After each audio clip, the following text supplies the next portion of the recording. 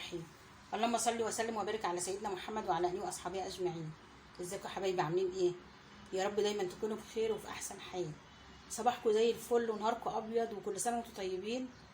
الضيف الكريم الخفيف اللي فايت يجري ده رمضان بقى خلاص، العيد على الابواب. كل سنه وانتم طيبين يا حبايبي.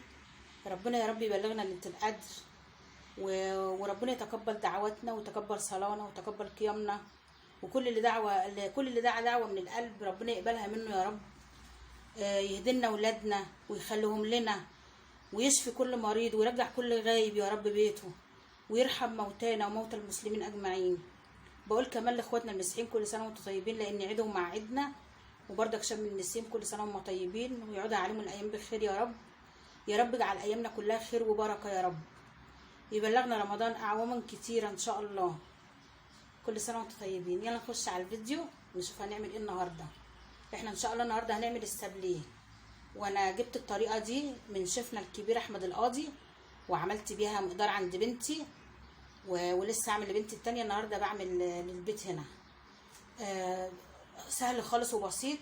احنا نقول بالبلدي كده، يعني هو بيقول ايه 750 جرام، احنا نقول بالبلدي كيلو الا ربع دقيق، اللي هو 750 جرام. ربع كيلو سكر بودره اطحنيه في البيت ونخليه، والدقيق بردك يكون منخول. وعندي نص كيلو زبده، اي زبده انت بتفضليها، يوزلاندي، الزبده اللي هي التانية دي، يعني اي زبده بس تكون زبده يعني بيكون افضل. نص كيلو اللي هم 500 جرام بس. ومش هنشتغل لا بالمضرب ولا باي حاجه، احنا هنشتغل بايدينا. طبعا انتوا عارفين انا بيني وبين الجوانتات عداوه، انا بشتغل بايدي. فهعمل الزبده، هسيبها دلوقتي يعني ايه تفك شويه عشان اقدر ان انا اعجنها بايديا، وارجع لكم تاني.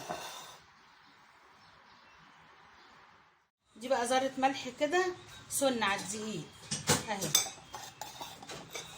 السمنه اهي عملتها. اما تيجي تعملي لو انت حطاها في التلاجة تبقي تطلعيها قبليها عشان ما تدوخكيش، بس تبقى ساقعه يعني ما تبقاش سايحه قوي. هنزل بقى بالسكر. الحمد لله، قدر الله ما شاء فعل. انا مطلعاه والله سليم. يلا الحمد لله. بس تيجي على قد كده. حطيت السكر اهو.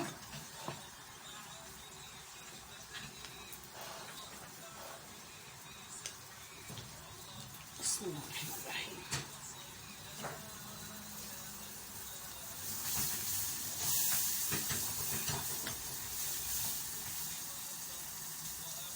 هنزل بقى بالدقيق.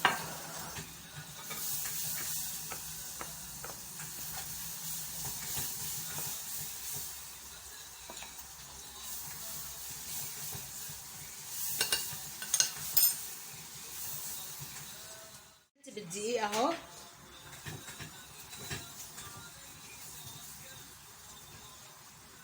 تعجنيه بقى ببعضيه، الدقيق بالسكر بالسمنه عادي. ما تخافيش يعني ان انت تعجنيه، لان هو ما فيهوش ولا لبن ولا اي حاجه سايله، يعني ما تخافيش اما تعجني.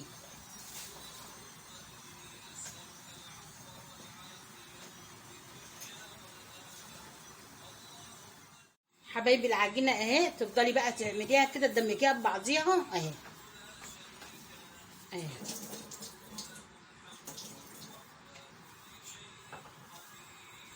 ما تزعلوش على الحاجه اللي تتكسر منكم، الحاجه اللي بتتكسر دي بتبقى فادت حاجه تانية. الحمد لله.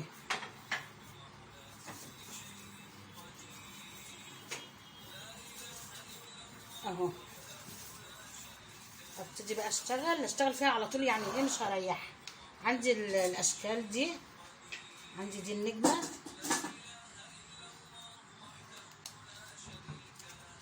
اهي، وعندي القوالب دي، كل دي قوالب سابليه اهي اهي. بس الاول انا هشتغل بالنجوم دول. وعندي اهي واحده. بسم الله الرحمن الرحيم. حبايبي العجينه اهي، لو انت لقيتيها عامله كده اهو ما تقلقيش، تمسكيها تدلكيها ببعضيها. طول ما هي ما فيهاش ولا لبن ولا سوائل مش هتعمل عرق، يعني ما تخافيش، مش هتبوظ منك اهي. بصي بتبقى زي الملبن تاني اهو.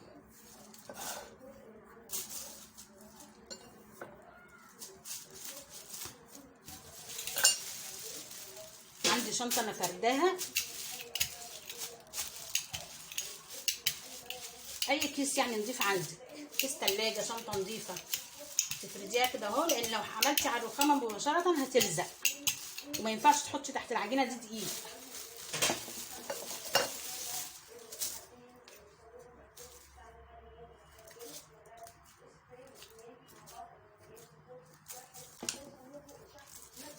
طلعيها بقى، بصي سكينه رفيعه كده اهو اهو عشان ما تبص مني، السمك بتاعها كده، ولا تزيد عن كده ولا تقل عن كده اهي، تطلع سهله خالص اهي. طبعا الزياده دي انت بتاخديه وبتعجنيه تاني وترجعي ايه تفرديه من تاني اهو بكل سهوله.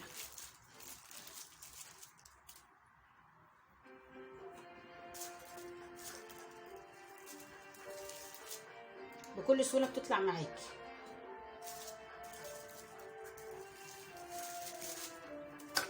اهي هلم طبعا ده كله ده تاني واعجنه من تاني وافرده، وهكذا ايه لغايه ما اخلص. عملت 4 صاجات بالشكل ده كده، عايزه اشكلهم اللي انا مخرمه ده، هعدي واحده، يعني انا عملت دي خرمت دي، هعدي دي، هعمل كده يعني على اساس تبقى ايه واحده كده واحده كده، واحده مقفوله واحده مفتوحه، بس تطلع منك بكل سهوله كده اهي. عايزه تسوي اللي هيطلع منك زي ده، حطيه كله في صاج واحد عشان ياخد سوا واحد، وتسويه بردك تزوقي بيه. مش عايزه خلاص خليه يبقى عجينه. حاجه تانية، لو انت عايزه تحطي كاكاو في العجينه اعملي نصها كده ونصها، حطي فيه معلقه كاكاو وادمجيها مع بعض واعمليها، بس انا عملت كله ابيض لان انا هعمله بالشوكولاته. شغلت الفرن على 180، حطيت اول صاج عملته، طبعا انا ما دهنتش الصاجات ولا سمنه ولا اي حاجه، يبقى في الرف الوسطاني نولع الفرن من تحت بس على حراره 180، هياخد حوالي 10 دقايق تسويه، او يعني مش هيزيد عن ربع ساعه يعني. بقى عندي بقى العجينه دي عايزه احطها في القوالب، يعني هغير الشكل انا عاملاه. همسك حته صغيره كده اهو، همسك دي حتت قد كده واكور وارمي هنا. كورتهم بقى كلهم بالطريقه دي. عندي القوالب دي بتاعتي، بسم الله الرحمن الرحيم، طبعا مغسولين زي الفل. اروح ايه اهي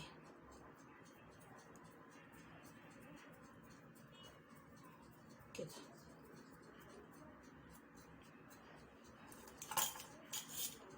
واعمل كده عشان ما تتنفخش في الفرن.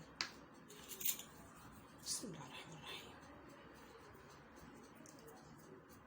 القوالب دي بقى بخلص واغسلها كلها وانشفها، وعامله لهم علبه بلاستيك بغطا، بشيل كل الحاجه فيها، حاجه الكحك. والقوالب دي عندي بقالها من زمان اهو.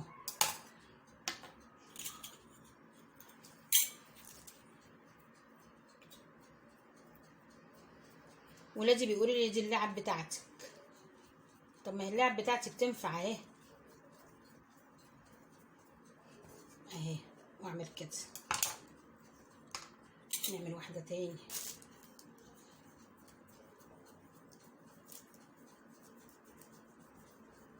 اهو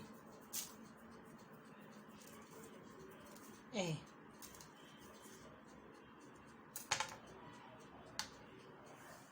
حبايبي خلصت السابليه اهو. طبعا اما يطلع من الفرن ما تشيلوش على طول من على الصاجات، سيبيه لما يبرد خالص، انا استنيت عليه لما برد.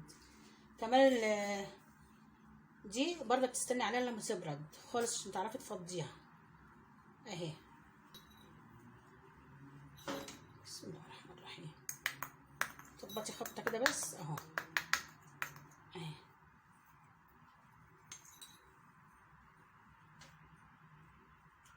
لا دي معموله،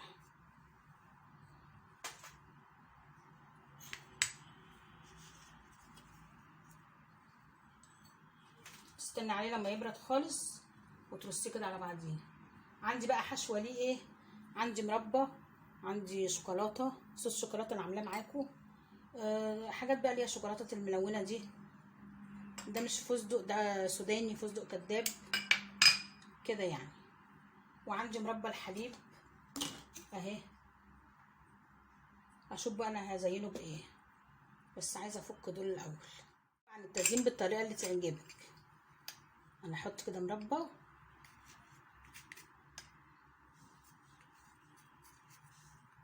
واحط عليها اللي هي الواحده دي، واحط مثلا شويه كده اهو. عندي مثلا دي اللي هي اللي عملناها في الكب بقى السابليه بتاعنا، وكل واحد وطريقته. نحط دي كده في الشوكولاته على الحروف اهي، دي حاجه مثلا. وطبعا كل واحد وليه طريقه في التزيين وفي حاجته اللي بيعملها. نحط على دي مربى، نحط عليها واحده من المفتوحه كده، ونحط عليها مثلا واحده كده.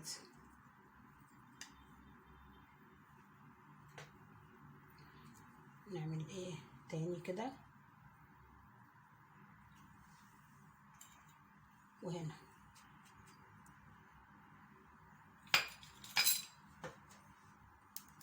نعمل واحده تاني. انا متاكده ان انت بعد الفيديو ده هتقومي تعملي احلى سابليه وتعملي احسن مني كمان. طريقته والله سهله وبسيطه ومش بيكلف زي ما بتشتريه من بره.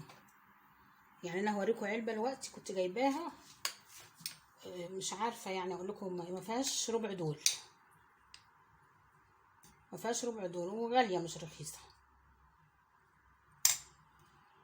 انا عندي ولادي بيحبوه، انا بحبه خفيف.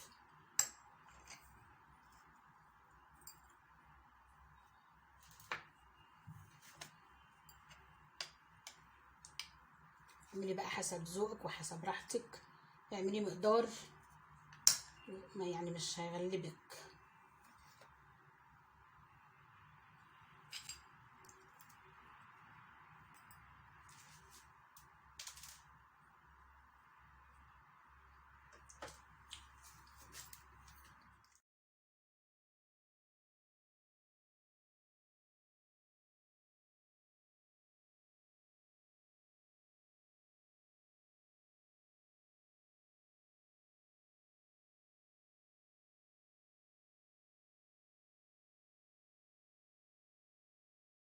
زينت السابليه بتاعي اهو، وخليت حاجه بسيطه اعملها معاكم برضو. التزيين ده حسب رغبتكم، يعني اللي يحب المربى اللي يحب الشوكولاته. انا لميت الحاجه اللي عندي في التلاجة وعملت بيها مربى. بقى كان عندي شوكولاته سما كبيره سيحتها على شويه مكسرات اللي عندك. التزيين ده بيبقى حسب الرغبه يعني. ولقيت كيس ده كنت جايباه من عند العطار، صوص بتاع ده هو توت.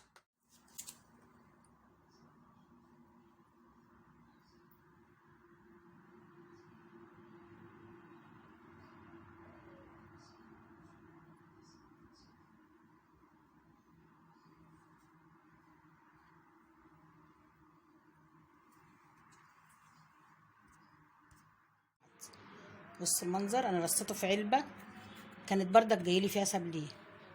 وده الطبق بتاع الكيك اللي بغطي بيه الكيك، يعني طبق غويط. وهتشوفوا بقى قد ايه مقداره بسيط، وشوفوا عمل كميه قد ايه معايا. اتمنى تتفرجوا على الفيديو ده وتشوفوه.